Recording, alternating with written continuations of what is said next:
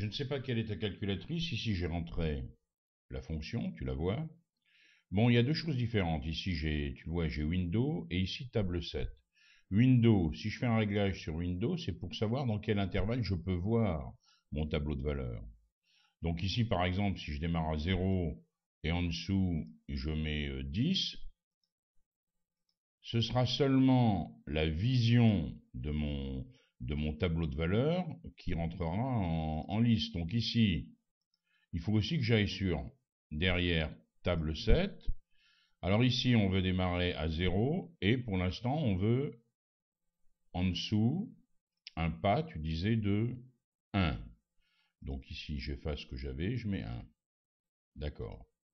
Alors maintenant, attention, je regarde sur mon tableau, ça marche, ça va de 1 en 1, pas de souci. D'accord.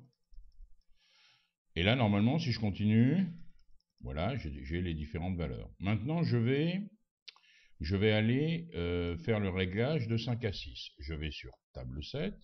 Ce coup-ci, je veux partir de 5, j'efface, je vais donc à 5. Et là, mon pas sera de 0,1. Je jette un œil. Voilà, 5, 5,1, 5,2, etc.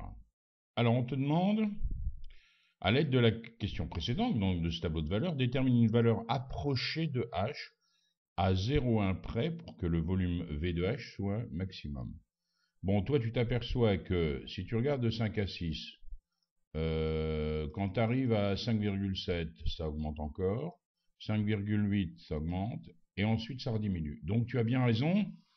La valeur approchée, pour laquelle, comme tu travailles à 0,1 près, c'est bien 5,8.